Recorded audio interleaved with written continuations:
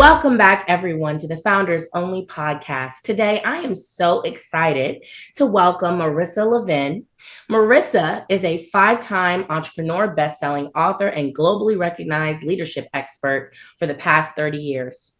Marissa is also dedicated to helping leaders create meaningful impact and intentional lives. She's also the author of Built to Scale: How Top Companies Create Breakthrough Growth through Exceptional Advisory Boards. Welcome, Marissa, and thank you again. Thank you, Mia. I'm so happy to be here with you. Awesome. So am I. So let's start with, can you share your journey to becoming the founder of I5 Conscious Leadership and Marissa International? Sure. So I am now at the current phase and stop of my entrepreneurial journey, which has been over 30 years now. My first company I started, it's been like 32 years, Information Experts. I grew that to about 14 million with about 80 people until I exited that. I think it's been 17 years, which is crazy. I put a succession plan in place. When I learned, then I discovered that I was no longer the right person to be leading it. And so I evolved out of it. And then I launched my second company, which was Successful Culture. I built that for about 7 years. And then I brought in a partner and we expanded that to Successful Culture International. And then I sold that. We sold that 2 years ago. We had a liquidity event. We were acquired. And in the middle, I also launched another company with another partner called Women's CEO Roundtable. And that was a year-long cohort to help women get over $1 million. And we ran that for a few years until COVID kind of put the kibosh on that. And then I launched Marissa International when I sold Successful Culture International, because I still had a lot of coaching clients. I did a lot of speaking, a lot of, consulting. And I needed to have a home. I needed, some legal entity for that to go under. So I created Miss Marissa International. And then I also created I5 Conscious Leadership, which is around a model around conscious leadership, identity, intention, integrity, insight, and inspiration. And I launched that a couple of years ago as well with another partner, separate from my MI work. So I'm in constant evolution, Mia, all the time. And these are I think Marissa International will absolutely be with me for the rest of my life. It's going to be my home, my umbrella for everything that I'm building in the world. And I5 Conscious Leadership, we continue to grow it and we'll see where that goes too. So that's my journey to date. Awesome. Well, thank you for sharing that. Now I want to talk about who Marissa was before she became an entrepreneur. So let's start like way back when you were a teenager. Tell me about who Marissa was and how you even embarked on becoming an entrepreneur before you became an entrepreneur. Yeah, I love that question. So, entrepreneur is just one of the roles that I play. When I think about my life and really everybody else's life, we all play a lot of roles, right? Like I'm Jared and Jordan's mom, right? I'm Lexi's future mother-in-law, which I love to say.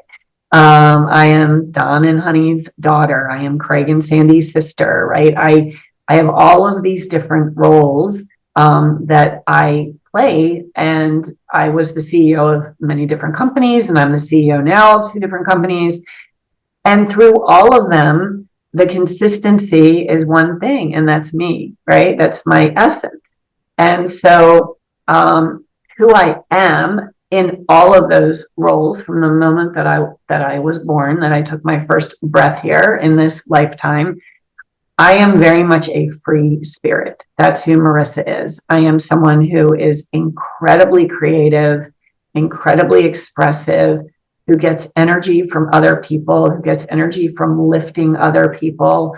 That's who I am. And so the path of entrepreneurship, the entrepreneurial journey, is what has truly given me the vehicle to be able to embody all that I am, right? I often laugh that I am unemployable because I don't think I'd last a day living inside someone else's universe, and being in that container. I'm just someone who has always needed to kind of create my own containers.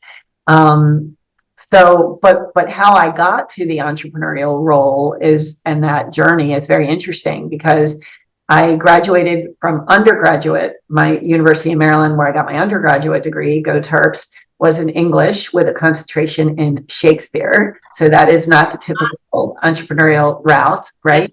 And I became a journalist on Capitol Hill, which was amazing. I covered the telecommunications market, and that was incredible.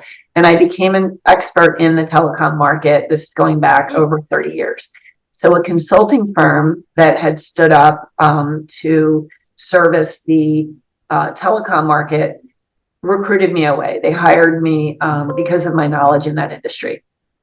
And so I went to work for this brilliant man at a small company, and that was my entry and my introduction to consulting. And I fell in love with it. Like, I truly fell in love with consulting.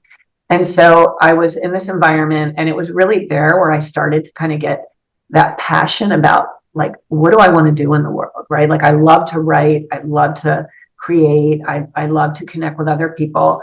And I fell in love with the field of adult learning and education and instructional design. So I put myself through a master's degree program. I did a 3-year program in 2 years and got my master's in organizational development and human resources.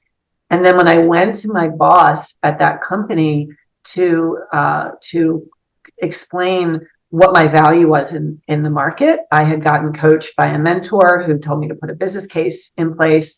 So I did my research on what people were getting paid in my position, with my level of education, with my expertise. And I also learned how much they were making on me, because they were triple billing me as a resource. So I went in and I asked for a raise, and my boss said to me, "You will never be worth more than $34,000 to my company." And so it was in that moment that I heard my mom's voice, who said that you never let anyone else determine your value or your worth. And it really was in that moment that I knew that I was going to have to put a plan in place, that if I was going to be valued, I'd have to work for someone that valued me, and that would be me. And this is going back to the time, like, there was no LinkedIn, there was no Facebook, the idea of women's entrepreneurship, like, that was very foreign, right? Like, here I am, I'm in my mid-20s, I'm a woman. It took me, like, I went to 11 banks when I first started my company to get a loan, because the first 10 would not give me a loan unless I co-signed with my husband. Like, it just, the things that I went through back then, with no support and so much skepticism on whether or not I would be successful. So that's how I started my first company. And I got my first contract because I found the opportunity in a newspaper, and they were looking for a technical writer full-time. And I secured an interview with them. And when I went, I painted the picture of how I could fill that role and what they needed as a contractor in 3 months. And so they ended up paying me $35,000 for a 3-month contract, which was $1,000 more than what my boss told me I was worth. And that was my very first contract. And that's how I started my entrepreneurial journey. Boy, I love that answer. My goodness. I love that story. I love that answer. Oh, I have so much to say. First of all, that what you said about being an entrepreneur allowed you to be everything that you are. Boy, did that speak to me. And I really feel that will speak to so many of our listeners. My goodness, that is powerful. And your story also reminded me of a story I heard recently from another powerhouse female entrepreneur leader about how difficult it was back then to get a loan. And it is just so tremendous when I think of, now as being an entrepreneur, not having to have dealt with that type of stuff. It's just really inspirational. But the playing field is still not level, right? I was just at a conference. I was at TEDCO in the state of Maryland, and there was a panel on women's entrepreneurship. The playing field is still not level. And one of the women on the panel, who had received $5 million in funding, shared that her closest competitor, which is owned by men, has received $60 million in funding. So the playing field is still not level. yes, we had to deal with a lot more back then, and we definitely didn't have the support. And, I can remember working with another client back then, and there was someone there who, and I was married and he was married, and he wanted to get involved with me. And that was my client. And I was put into the position where I said no, and I got fired. Like, I ended up losing my contract. I got fired. So I had no grounds, like I felt very disempowered. But I did get fired. I lost that contract because I would not get physically and romantically involved with this person. But when it came time for me to pursue my 8A, which I decided to do, I guess like my 5th year in business, because my father was in the government, and my father, very much my role model. And it was after 9/11, the attacks. And he said, the government needs really good small businesses. And this was right when Department of Homeland Security was standing up. And I decided to get into the government, and I was able to get my 8A certification. And the reason I was able to get my 8A certification is because I was able to present what was known as a preponderance of evidence for sexual discrimination and harassment. And because I had all of the bank loan denial letters, which I saved, and I also had my story and my proof that I was fired by my client, I was able to present a preponderance of evidence that I had been sexually discriminated against. And therefore, I qualified as a socially and economically disadvantaged business. And I was able to get my 8A. So, you turn lemons into lemonade. Yes. And that's basically what I did. So how were you able to come up with the idea to put together this, approach of putting together a case that you deserved and they needed to grant you this 8A based on that approach? So for me personally, I knew that the 8A process of filing the 8A application would be completely overwhelming. And so, as you know, I wrote the book on building advisory boards, right? I am a huge fan of surrounding ourselves with experts and advisors so that we can stay in our zone of genius. I have always been that way, right? And I didn't want to mess this up. I mean, especially submitting for the 8A, the government is always looking for reasons to disqualify you. That's really the truth, right? There are a lot of vendors out there that are 8A certified. They have an overabundance of vendors. When you do the process, they are looking for ways to disqualify you. So I wanted to make sure that this process was handled in a way that was error proof. So I retained an expert, and he is the one who guided me. He actually had been on the other side of the table. He had worked for SBA for years and was the one who evaluated the 8A applications coming in. And then he retired from the SBA and he started his own company. So he knew exactly how to do it. And I brought him in. I would not have left that to chance. It just was too important. Wonderful. How long did that process take for you? I mean, that process easily took 15 months. So, and then from the time you started gathering all of your information to approval. Mm-hmm. Yeah. And then with all of the requested revisions, it was at least 15 months. And then that 8A, all that is really a license to hunt for business, right? So, I mean, we could do a whole show on how you go through the process and how you stand up an 8A firm. But that's why I went for that. So that's kind of what my initial entrepreneurial journey was. Okay. Marissa, what's your superpower? I have a few superpowers, as we all do. One of my most important superpowers is definitely connecting with others. But it's also for me be able to apply like a very strategic mindset with my spiritual path, right? Like where you marry the inner work. We have to do the inner work in order to achieve the outer results that we want. They cannot be separate. And so my whole life is that's just how I've always been wired. I very much live and lead from the heart and seeing people as people, but yet I still have a very strategic mind. And so I think my superpowers are being able to truly connect on a deep level with people so that people feel seen and heard and safe. being able to communicate that. So you were just talking about, how your spiritual path has shaped you as a leader. What is one spiritual practice or belief that's had the biggest impact on how you run your business? So I saw that question when we were going through the questions to prepare us for today. And I would not say that I wouldn't say that my spiritual path informed my entrepreneurial path, or that my entrepreneurial path informed my spiritual path.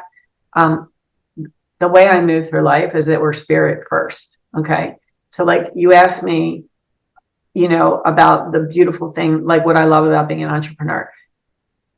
It's just how I'm able to express, right, everything that I am. Like that's what I do. That is the spiritual journey, that when we can be in a place in our life where we are truly in that place of love and fully who we are, that for me happens to be through entrepreneurship.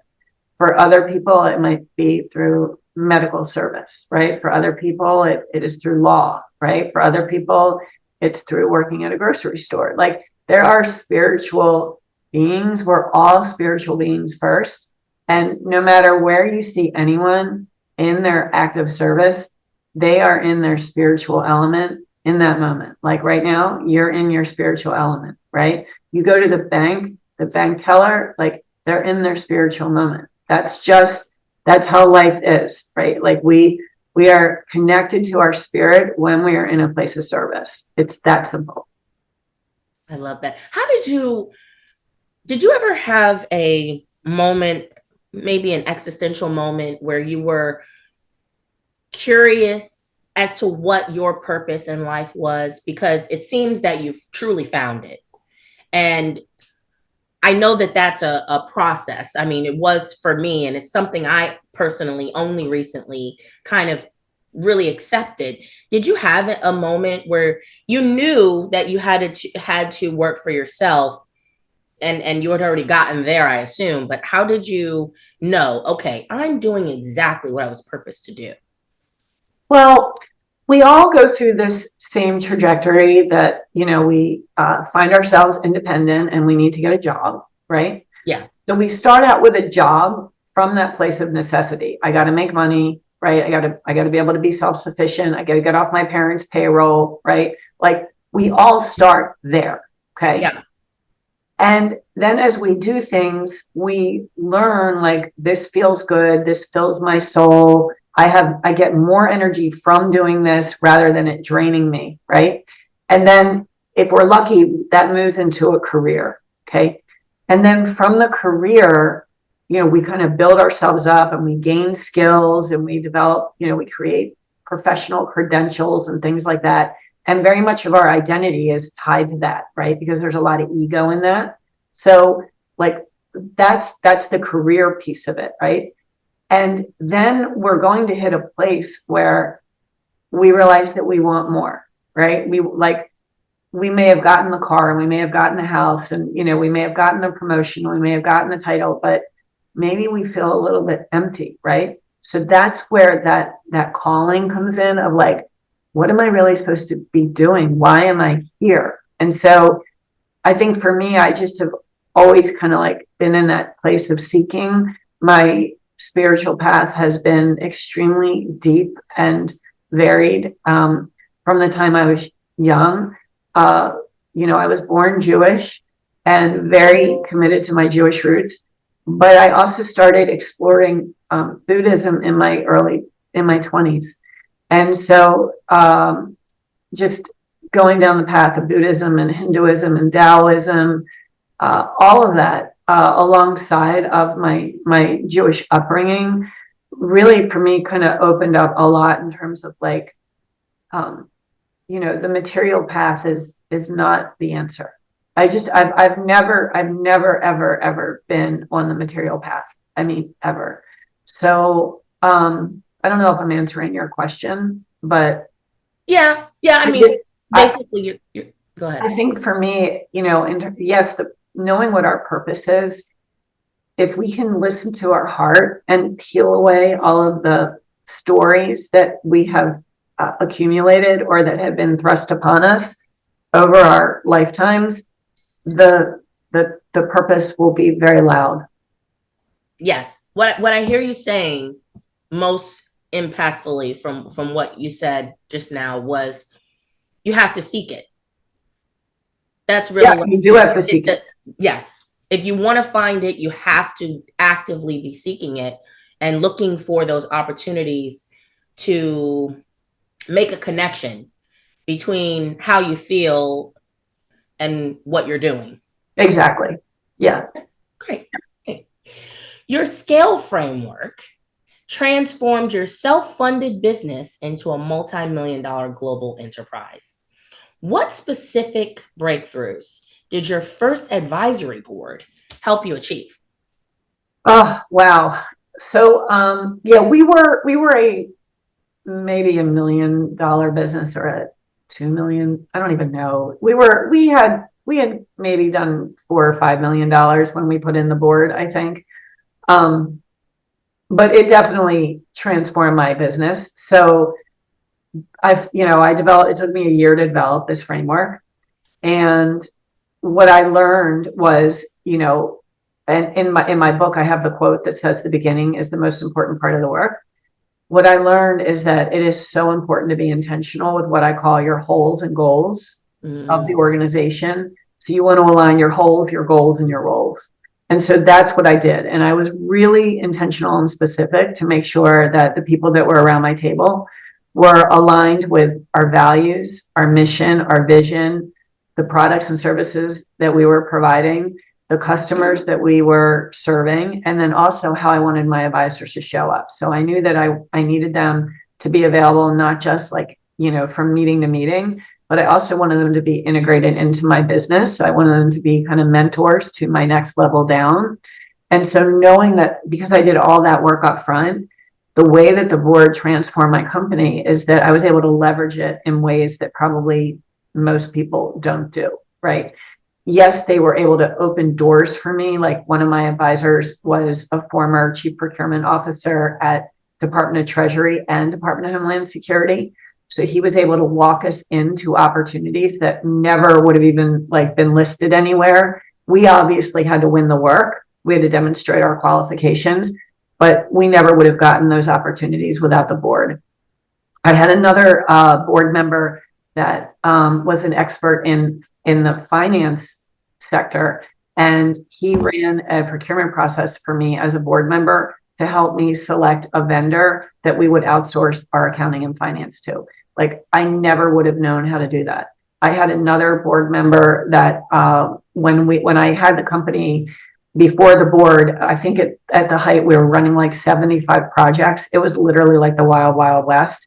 All of my project managers were PMP certified, right? We were making money, we were delivering, but there wasn't a project management office. And so one of my board members ran a PMO organization, and she put in our entire PMO organization.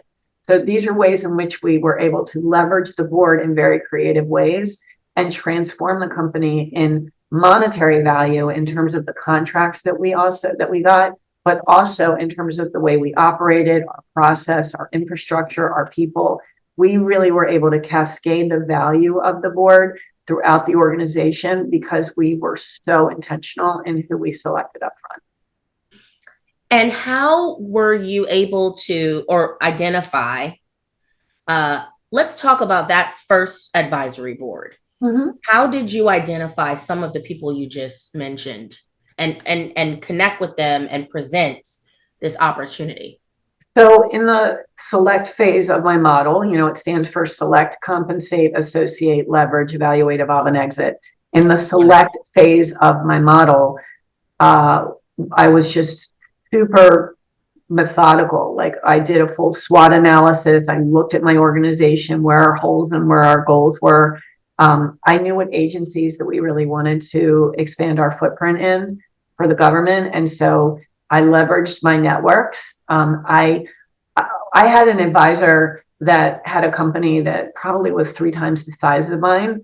And I asked him to open up his books to see how he was managing all of his whole financial infrastructure. And he was so generous to do that because here he is, he's way ahead of me. and running the same type of business. And so we were able to go back and literally like recalibrate and reconfigure our books based on someone else who had already achieved what I want to achieve. So I was just really clear up front, like what my needs were. And I have always been someone who has led with humility. That was something that, my dad was an amazing role model for that. And I am never too, I'm never too afraid to ask for help from anybody. I love that. I love that. That is so powerful. So you talked about the selection part. Let's talk about the compensation. So how do you make it within your scale framework? How do you approach compensating and adding value, reciprocating value to those advisory members? So regardless of how big your company is, and I think any company of any size can have an advisory board. If you think about what I mean by that, I mean, like you can have 1 or 2 advisors and you have an advisory board. Okay. We're not talking about 5, 6, 7 advisors. Even no matter how small you are, just getting started, the idea and the mindset of asking for help should always be top of mind. So yes.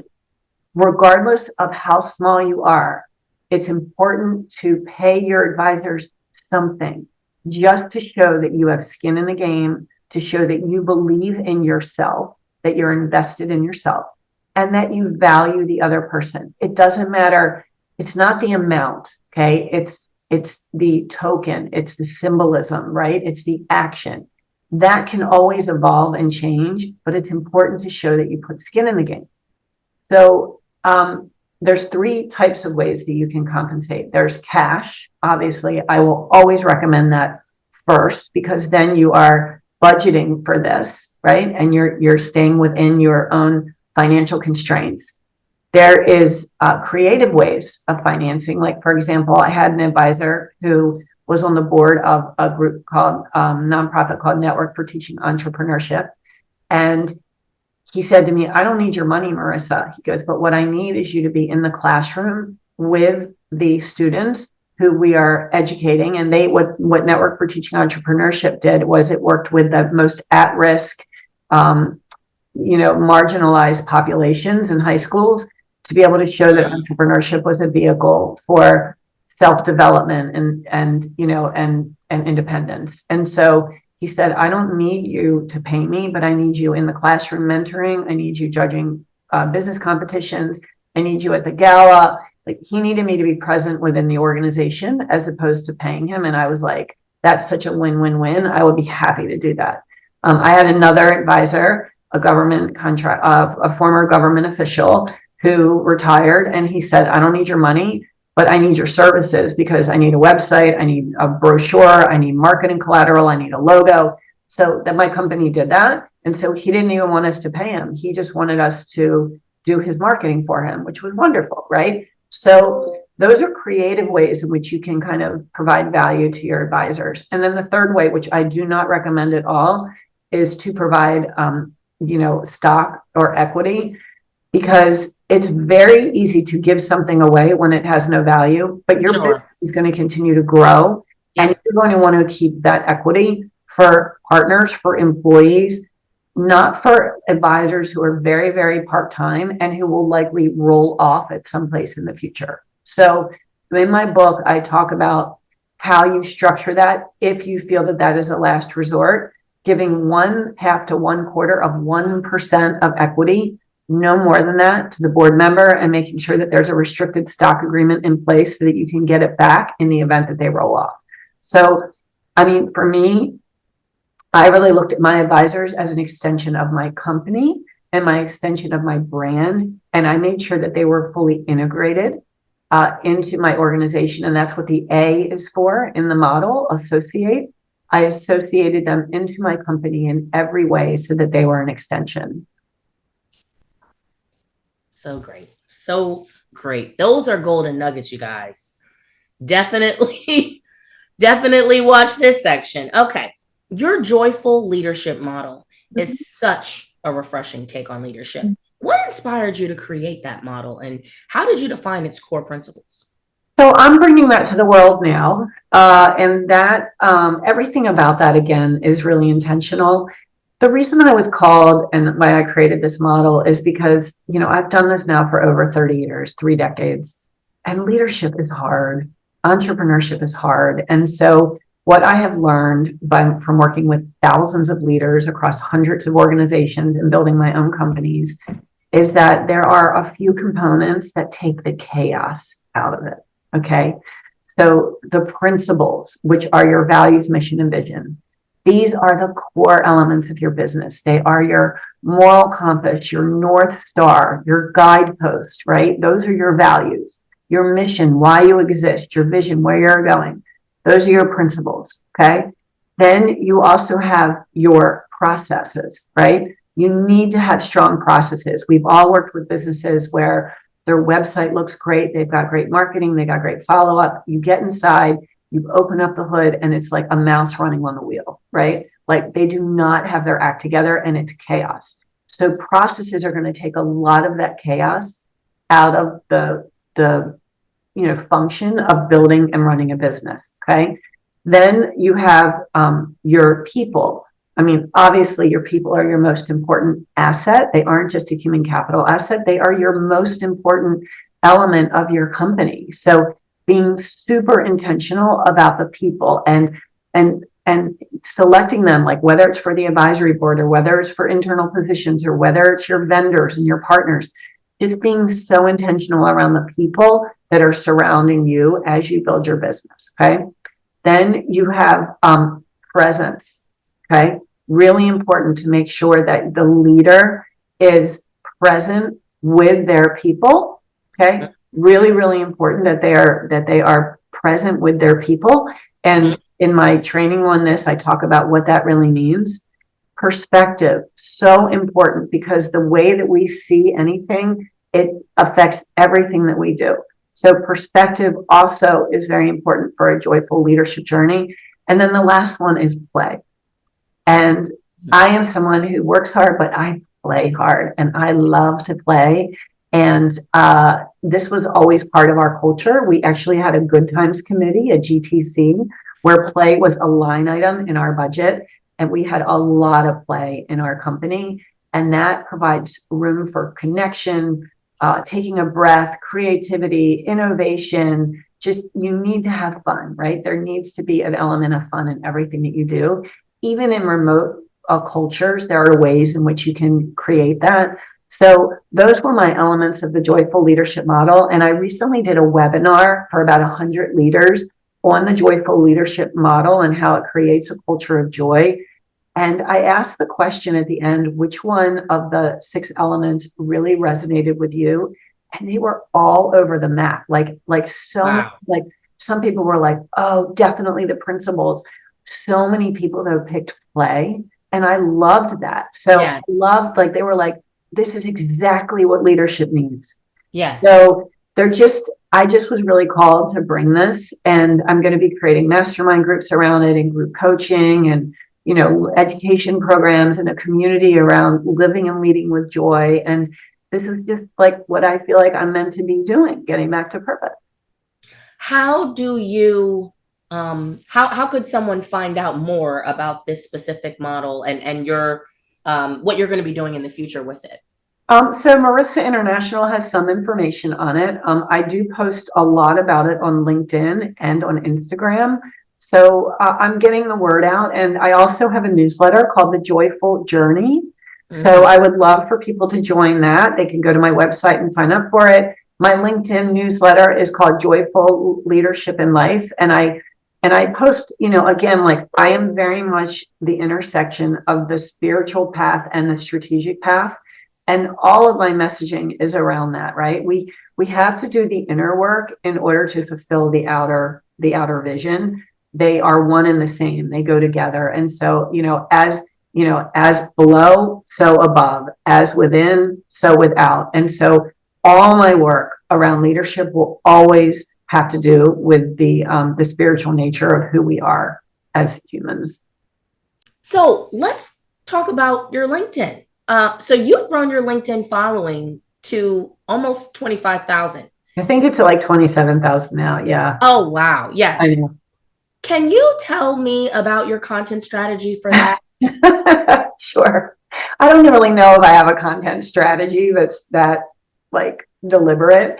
But I wrote for Inc. magazine for many years. I was one of the top leadership columnists for Inc. magazine. I was a corporate culture expert, and I may go back to Inc. It's a lot of work, but I may go back. But anyway, so when I wrote for Inc. for several years, that really is kind of like where a lot of people connect with me on LinkedIn.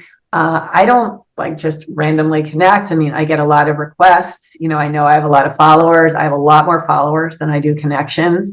But I think in 2025, I'm going to be a lot more intentional with it. And I'm constantly getting asked, like, you're the expert for this, you're the expert for that. Can you weigh in on this? And I don't really like have a strategy for it. I just answer when I have time and when I feel that I have something of value to contribute. But I am going to be putting more intention into my LinkedIn strategy. My guess is that by the end of 2025, I'll be over 100,000 because I just watch how it grows without anything. Yeah. So I think my intention, I would say at the end of 2025 is I'll be at 100,000 followers on LinkedIn. I love that still a great tidbit or a great point of advice or tactic to write somewhere else where your audience is. Oh, sure. Yeah. That's a great point. And I'm a vetted person for Forbes. I'm a vetted for American Express. The truth is like, I love to write, right? Like I love to write. I wish I had like another 24 hours in every day. So all I could do would be to write because I just love it. And I'm writing a book on joy, on how to live and lead with joy. And I'm working with Sam Horn, who is my most important literary mentor and life mentor for the last 20 years, to make sure that I'm accountable to be able to get this thing written. I struggle with I would love to just live at our family beach place and write all day to I want to be on stages in stadiums to I want to be providing one-on-one coaching. I just wish I could clone myself one or two times so that I can truly do everything that's in my heart to make the impact that I want to make. Oh, one more question about the writing. For Inc. and Forbes and things like that, if somebody wants to go down that path, do you have any tips on how to get started with that? Or did they reach out to you or did you reach out to them? Sounds like a big lift. I am so glad that you asked me this because if nothing else I've said gives anyone any inspiration, I hope this story does. So I wanted to write for Inc. so badly. Okay. I think it was 4 or 5 attempts before and begging. Literally, it was 4 or 5 attempts until they finally said yes. It really was, which is why when I had to quit it, because I was responsible for 6 columns a month that were 800 words each. Oh my God. And I just, between raising my kids and running a business and taking care of my mom, 6 columns, 800 words each a month. And I wanted to scale back to 4 and they're like, no, we need you at 6 because I was one of their top readers. Right. So, but I begged for that column. I somehow got into the publisher and the CEO and I submitted and I got declined and I submitted again and I got declined and I went to New York and I went to the offices and I met with everybody and I begged and I got declined again. And then I had another opportunity to I was part of a Microsoft promotion. This is going back before COVID. I think it was probably maybe 9 years ago. I was part of a Microsoft promotion, a spread that ran in Inc. magazine. Okay. And so I was up in New York for the whole weekend and I was in the room, I was in every room with all of the editors and the publishers. And by the way, I was an Inc. 5,000 a recipient 3 times in a row. Right. So you're like, what do you want from me? I know. I was from me? You want my firstborn? I prefer to give you my firstborn, but what do you need from me? So after I was in the room with them, after being featured in Inc. magazine as part of this Microsoft promotion for women-owned businesses, I finally got their attention. And I just was I begged. And that's how I got Inc. And then after that, I got American Express and I got Forbes and and I'm just putting it out there now. I think I'm going to go back to Inc. And if I have to grovel again, I will grovel again. But that's how I got Inc. Yes. We'll grovel together. Yeah. What is one practical way a leader can move from being reactive to being a more conscious, intentional leader in their day-to-day work? Oh, well, that's a beautiful question. I mean, we have a whole curriculum for emerging and advanced leaders through I5 Conscious Leadership. So I will sum it up. And it isn't just about being more reactive in leadership, but just about moving from reactive to responsive, right? And and I have something posted on my mirror that says, I take response-ability for my life. Okay? I take responsibility for my life. I am the maker of my life. That is on my mirror. I read it every day, multiple times. Okay. So if you think about the word responsibility, if you break it up into responsibility, I have the ability to respond in any way for my life. All right. So 3 words: pause, notice, choose. That simple. Okay. When we are in a place and we feel depleted, especially, we really have to pause, notice, and choose. And I think you might know I'm certified as an Enneagramist. That's what I call it. I know the Enneagram. I'm trained in emotional intelligence and certified in emotional intelligence, as well as the Enneagram tool. And so I'm really dialed in to who I am. I'm a 2, which is a helper and a pleaser and a giver. And it's very easy for us to get very depleted. And when 2s get depleted and we feel unappreciated or unseen or just exhausted, we will disintegrate from ourselves, disintegrate to an 8, which is a challenger. So I am aware that after 7 o'clock at night, I know that I'm fully depleted. I cannot engage in any difficult discussions because I will probably disintegrate into an 8 and I will become challenging.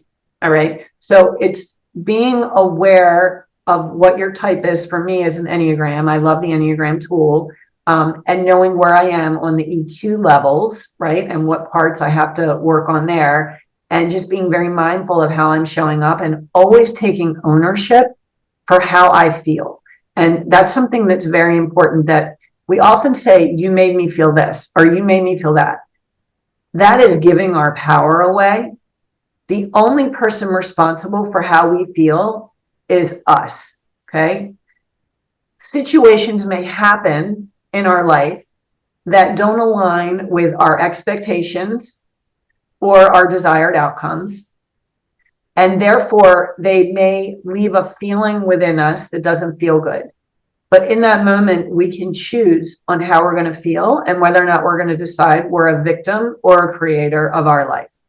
So this has happened. I mean, this happens all day, every day. This is what the human experience is. People walk around unconscious and asleep, and they behave in certain ways that they're not aware that how they would affect other people, or maybe they want to hurt other people. If that happens, we have full responsibility on how we internalize and accept what is happening in our life. And so that's kind of my answer about how I choose to respond rather than react. Do you recommend that employers or founders integrate in any way any of these emotional intelligence tools or personality? Okay. So that's what we do. We integrate the EQI, the emotional intelligence test that we are certified in all of our training.